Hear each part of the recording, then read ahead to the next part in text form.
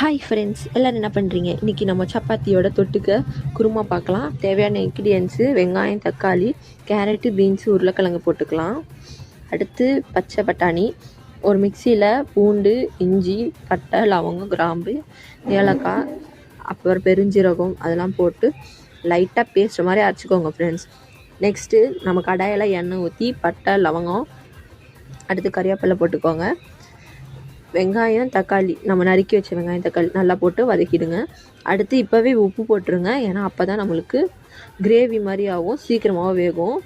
அதுக்கு தான் நம்ம எப்போயே உப்பு போடுறோம். அடுத்து நம்ம அந்த பூண்டை அரைச்சோம்ல, அந்த பேஸ்ட்டையும் போட்டுக்கோங்க.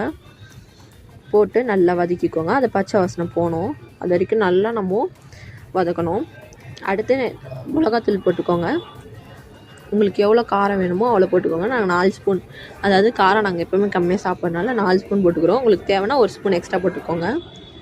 அடுத்து கரம் மசாலா, ஏன்னா அது டேஸ்ட்டும் நல்லா சுவையும் கொடுக்கனால நாங்கள் போட்டுக்கிறோம்.